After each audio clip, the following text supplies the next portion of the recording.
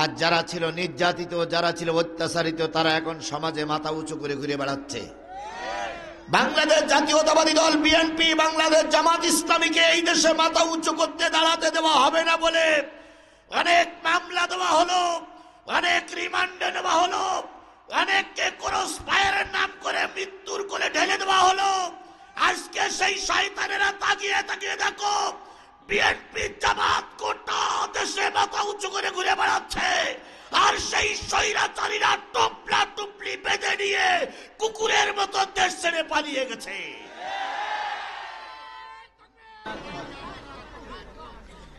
আল্লাহ পাকের দরবারে কোটি কোটি শুকরিয়া,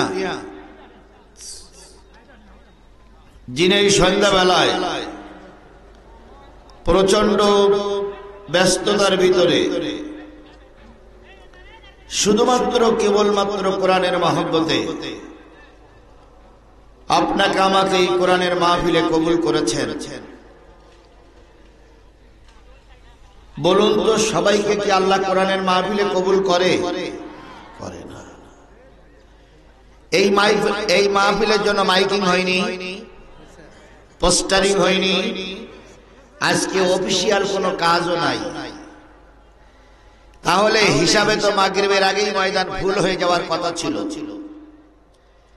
কিন্তু আল্লাহর বান্দারা আসতেছে, আসেনি তা নয়। সন্ধ্যাবেলা আপনাকে আমাকে কবুল করেছেন যে মালিক, সেই মালিকের দরবারে শুকরগুজার হচ্ছে। কারোর জবান বন্ধ থাকবে না, সকলে মিলে বলছে আলহামদুলিল্লাহ। আরেকটু জোরে বলুন তো আলহামদুলিল্লাহ। আল্লাহ বলতেছেন, হুয়াল্লাহুল্লাযী লা ইলাহা ইল্লাহু আলিমুল গায়বি ওয়াশ শাহাদাতি হুয়ার রাহমানুর রহিম।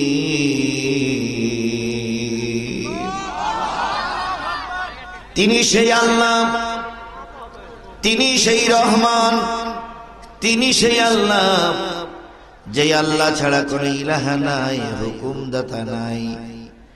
তিনি গায়েবের সংবাদ রাখেন, প্রকাশ্য সংবাদ রাখেন, আর তিনি হচ্ছেন দাতা এবং দয়ালু। বগুড়ার মুসলমানেরা বুকে হাত দিয়ে বলুন তো, আল্লাহর করুণা ছাড়া একটা পাও কি সামনে অ্যাডভান্স করা সম্ভব? আল্লাহ যদি রহমত না করে এক লোকমা খাওয়া গ্রহণ করা সম্ভব নয়।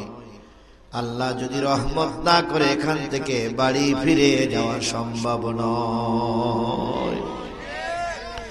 আল্লাহ বড়ই করুণা করেছেন, দয়া করেছেন, রোগ ব্যাধি বালা মুসিবত থেকে মুক্ত করে কোরআনের মাহফিলে এসে বসার তৌফিক দান করলেন। আল্লাহর বান্দারা, যতদূর পর্যন্ত মাইকের আওয়াজ যাচ্ছে, যদি এই মাহফিলে না আসেন তাহলে বোঝা যাবে এই মধ্য পালসার সবচেয়ে আপনারাই বেশি আল্লাহর নাফরমান বান্দা। আপনাদের আমাদের সামনে আমাদের মতন সমবয়স্ক অনেক লোক চলে গেছে না যায় নাই? আমাদের চাইতে অল্প বয়সের লোকগুলো চলে গেছে না যায় নাই? আমাদের চাইতে অনেক মুরব্বীরা চলে গেছে। আল্লাহ পাক দয়া করে আপনাকে আমাকেও বাঁচিয়ে রেখেছেন, মাগরিবের নামাজ আদায় করার তৌফিক দিয়েছেন। এখন আল্লাহর কোরআনের আলোচনা হচ্ছে। যদি আপনি কোরআনের মাহফিলে না আসেন তাহলে বুঝতে হবে আসমানের নিচে জমিনের উপরে আপনি আল্লাহর একজন নাফরমান বান্দা। আমরা কি শুকর আদায়কারী বান্দা হব না নাফরমান বান্দা হব? স্পষ্ট করে বলতে হবে, আমরা কি শুকর আদায়কারী বান্দা হব না নাফরমান বান্দা হব? শুকর আদায়কারী বান্দি হব না নাফরমানি বান্দি হব? তাহলে সকলের কাছে অনুরোধ, আমি যেহেতু 8টা পর্যন্ত আমার নির্ধারিত টাইম, 8টার উপরে 1 মিনিট যাওয়ার সুযোগ আমার নাই। এই জন্য আমি এই সময়টুকু আপনাদের নিয়ে, যদি মানুষ বসাইতে বসাইতে 15 মিনিট সময় ব্যয় হয়ে যায় তাহলে নিঃসন্দেহ আমাদের সময় কমে যাবে। এই জন্য যে যেভাবে আসতেছেন, যে যেখানে আছেন, অল্প সময়ের জন্য এসে বসে পড়ুন। ইতিমধ্যে 7টা মনে হয় বেজেই গেছে। তাহলে আর মাত্র 50টা মিনিট সময় আমার সামনে বাকি আছে। দোহাই আপনাদের, আল্লাহর বান্দা আপনারা আল্লাহর দুনিয়ায় আছেন, আল্লাহ ইচ্ছে করলে যে কোনো মুহূর্তে তুলে নিতে পারে। এই জন্য 50টা মিনিট শুধুমাত্র আল্লাহর দিকে লক্ষ্য করে, শুধুমাত্র কোরআনের দিকে লক্ষ্য করে, শুধুমাত্র ধর্মের দিকে লক্ষ্য করে দয়া করে আসুন, বসে পড়ুন। যে আল্লাহ পাক আপনাকে আমাকে বসার তৌফিক দান করলেন, সেই আল্লাহর দরবারে শুকরগুজার হচ্ছি। কারোর জবান বন্ধ থাকবে না, সকলে মিলে বলছি আলহামদুলিল্লাহ। আরেকটু জোরে বলুন তো আলহামদুলিল্লাহ। বিশ্ব মানবতার শ্রেষ্ঠ বন্ধু, সমস্ত নবী রাসূলদের শ্রেষ্ঠ রাসূল, যিনি এই পৃথিবীতে এসেছিলেন মানুষের কল্যাণের জন্য। কিসের জন্য?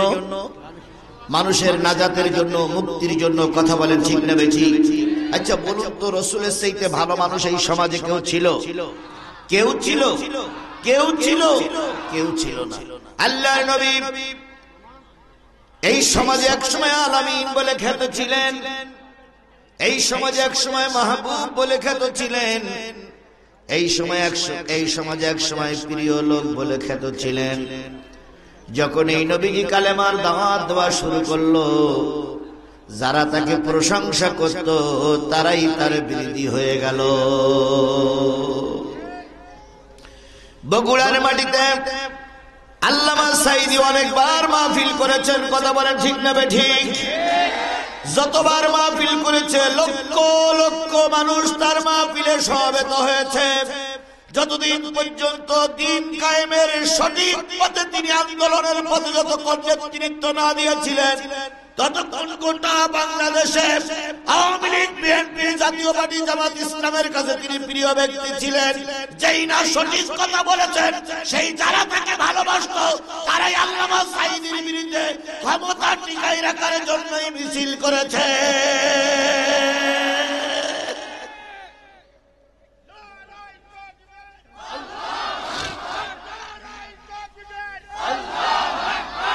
তাহলে বোঝা গেল, হক কথা বললে কিছু মানুষের কাছে কিছু মানুষ খারাপ হয়ে যায়। কথা বলেন ঠিক না বেঠিক? আল্লাহর নবী যে সমাজের কাছে অতি প্রিয় ছিলেন, যখন তিনি কালেমার দাওয়াত দেওয়া শুরু করলেন, তখন ওই প্রিয় মানুষদের কাছে তিনি অপ্রিয় হয়ে গেলেন। আল্লাহর নবী যখন দুনিয়া আসলেন, বেশি আনন্দিত হয়েছিল আবু লাহাব।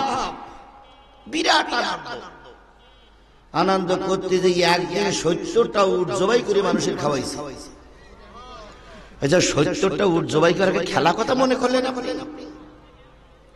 যদি এখন 70টাকে গরু জবাই করে, উটির দাম বেশি না গরুর দাম বেশি? 70টা উট জবাই করলেন। কাবা ঘরের ভিতরে যে কাপড় খুলে নাচলেন। জনগণ জিজ্ঞেস করলে এত নাচানাচি কেন?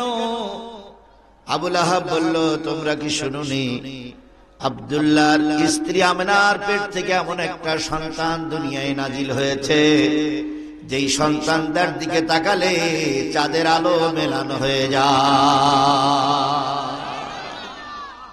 যে সন্তানের দিকে তাকালে চোখ ঝলসে যায়। নূরের নূর আলোকিত হয়ে আমেনার পেটে জন্ম নিয়েছেন একটা সন্তান। তার আগমনে আমরা এত আনন্দিত হয়েছি। আজান তো শুরু হলো, আজান পর্যন্ত একটু দেরি করেন, একটাই আজানটা হয়ে যাবে, এই আজানটা নিকটে হচ্ছে।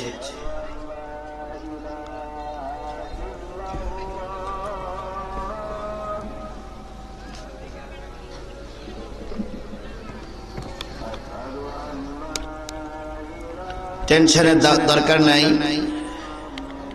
এখানেই মাহফিলের পর আজান হবে, আজানের পরে এখানেই জামাত হবে ইনশাআল্লাহ। আপনারা নামাজ পড়বেন, আমরাও তো নামাজ পড়বো নাকি?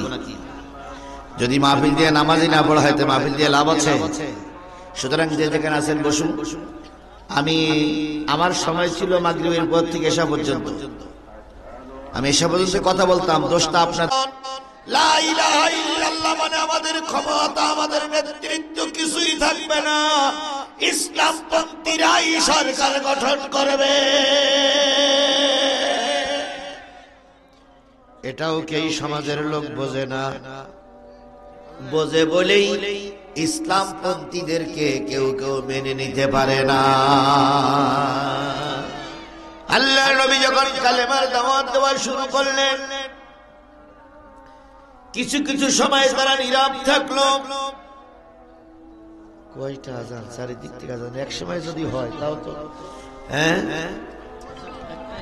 এক সময় যদি হয় তাহলে তো হয়, কিন্তু দেখেন একটা থেমে গেছে আরেকটা দিচ্ছে, আরেকটা থেমে গেছে আরেকটা দিচ্ছে, আরেকটা থেমে গেছে আরেকটা দিচ্ছে। বন্ধুগণ, নবী সাল্লাল্লাহু আলাইহি ওয়াসাল্লাম কালেমার দাওয়াত দেওয়া শুরু করলেন। এই কালেমার দাওয়াত দেওয়া শুরু করার পর আবু জেহেল বাহিনী প্রথম লোভ দেখালো, ভাতিজা আমাদের এই সমাজে আর ঝামেলা করে না, আমরা শান্তিতেই আছি, কালেমার দাওয়াত দিও না। আমরা বুঝতেছি এই কালেমায় আমাদের ক্ষমতা নড়বড়ি করে ফেলবে, এই কালেমাই আমাদেরকে ধ্বংস করবে, সুতরাং কালেমা বন্ধ করো। নবীজি কি ওদের কথা শুনে কালেমা বন্ধ করেছিলেন? জোরে বলেন, বন্ধ করেছিলেন। আজকেও হুমকি ধামকি দেওয়া লোক আমাদের সমাজে আছে না নাই? জোরে বলেন, আছে না নাই? এই বগুড়াতেই ছিল, এই বগুড়াতেই ছিল যারা আমাদেরকে অনেক হুমকি দিয়ে বলেছিলেন হুজুর এই জাতীয় ওয়াজ করা যাবে না। তারা বলেছিলেন এই জাতীয় ওয়াজ করলে বগুড়ায় ঢোকা যাবে না। এখন জিহাদি ঠিকই বগুড়ায় ঢুকেছে, কিন্তু আপনাদের দেখা যাচ্ছে না। কি তারা কি আছে? জোরে বলেন, তারা আছে। আমরা সেদিন সে কথা বলিনি যে আমরা ঢুকবো আপনারা চলে যাবেন, এ কথা তো বলিনি, ওনারা নিজেরাই চলে গেছে। যারা বাহাদুরি করে আঙুল ঘোরাতো তারা এখন সমাজে নাই।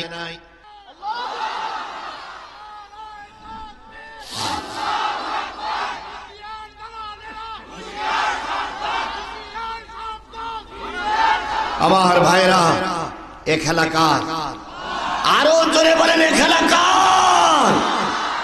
সেই আল্লাহ এখনো আছে তো? বিশ্বাস হয় আপনাদের? তাহলে ভয় পাওয়ার কোনো দরকার নাই। আধারে ভয় পেও না, আধারে ভয় পেও না, আলো আছে আড়ালে, জালিমেরা পালিয়ে যাবে তুমি উঠে দাঁড়ালে। আধারে ভয় পেও না, আধারে ভয় পেও না, আলো আছে আড়ালে, জালিমেরা চলে যাবে তুমি রাস্তায় দাঁড়ালে। হয়েছে না হয়নি? আল্লাহ যেন এই যে বসন্ত আমাদের ভিতরে চলছে, এই বসন্ত যেন আমাদের টিকে রাখার মতন পরিবেশ তৈরি করে দেয়। সকলে বলেন আমিন। কাফেররা লোভ দেখালো, ভয় দেখালো, আশ্বাস দেখালো, সব কিছু নবীজি বললেন কোনটাই কোনো কাজ হবে না, আমি কালেমার দাওয়াত দিয়েই যাব। এবার কাফেররা অত্যাচারের মাত্রা বাড়ানোর পরিকল্পনা করলো। সেই সময় ওদের দেশে একটা সংসদ ছিল, সেই সংসদটার নাম হলো দারুন নাদওয়া। কি সংসদ? এই দারুন নাদওয়ায় মিটিং হলো। ওরা জোট ছিল 12 দলীয় জোট। 12 দলের নেতাদের সমন্বয়ে 40 জন এমপি ছিল তৎকালীন সময়ে। 12 দলীয় সমন্বয়ের জোট 40 জন এমপির মাধ্যমে ওরা মক্কায় ক্ষমতা পরিচালনা করত। তাহলে সেই সময় জোট ছিল কয় দল? এখন এই 14 বছর মিলে 1400 বছর চেষ্টা করে আর 2টা দল বেরিয়েছিল, তাই হয়েছিল 14 দল। ওই 12 দলীয় জোট আবু জেহেলের বিগত 15.5 বছরে 14 দলের যে জোট ছিল, এটাও বর্তমান যুগের আবু জেহেলের জোট।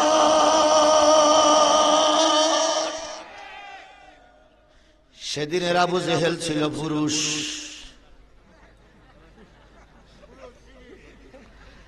আর আজকের আবু জেহেল হলো মহিলা।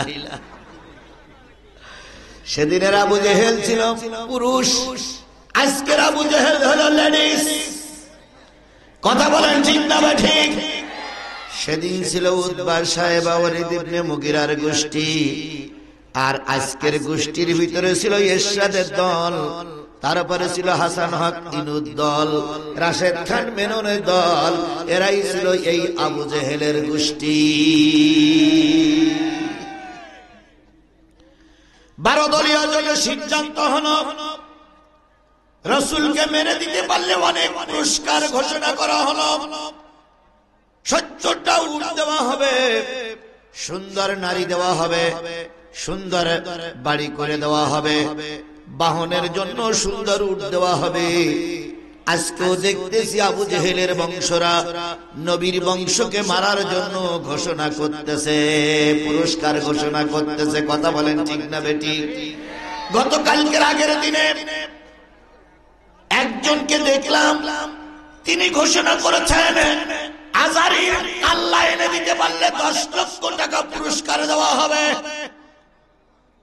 তাহলে বোঝা গেল সেই আবু জেহেল উত্তরসূরিরা আজও বাংলাদেশে আছে। কি জানো, মিজানুর রহমান হাশিমি না? না না না, সাদিকুর রহমান হাশমি বলে একজন পীরপন্থী লোক, তিনি ঘোষণা করেছেন মিজানুর রহমান আজারীকে জীবিত অথবা মৃত অথবা কাল্লা এনে দিতে পারলে, অথবা 3 খণ্ড করে এনে দিতে পারলে 10 লক্ষ টাকা পুরস্কার ঘোষণা করেছেন তিনি। সরকারকে বলি, যেই ব্যক্তি একটা মাথার বিনিময়ে 10 লক্ষ টাকা সে ব্যক্তি দিতে পারে, নিশ্চয়ই সে ব্যক্তি 10 কোটি টাকার মালিক। সরকারকে বলি, অনতি বিলম্বে এই সালেমের বাচ্চারে গ্রেফতার করা লাগবে। যদি গ্রেফতার না করে বুঝবো আপনারা সরকারে যারা আছেন এরা ইসলাম বিদ্বেষী সরকার, এরা ইসলাম পক্ষের সরকার নয়। এখনো তার ধরিনি কেন? জাতি জানতে চায়। কথা বলেন ঠিক যাবে ঠিক?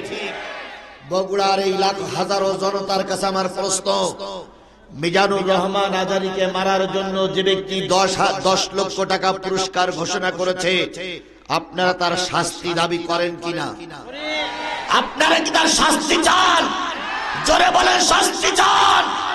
যদি কোন মিডিয়া ব্যক্তিত্ব এখানে থেকে থাকেন, এই মিডিয়া ছাড়া আরো কোন মিডিয়া যদি দৈনিক পত্র পত্রিকার মিডিয়া কেউ থেকে থাকে, তাদের মাধ্যমে সরকার বাহাদুরকে স্পষ্ট বার্তা দিতে চাই, এটা ফেরাউনের দেশ নয়, এটা হিন্দু রাজত্ব নয়, এটা দ্বিতীয় বৃহত্তম মুসলিম বাংলাদেশ।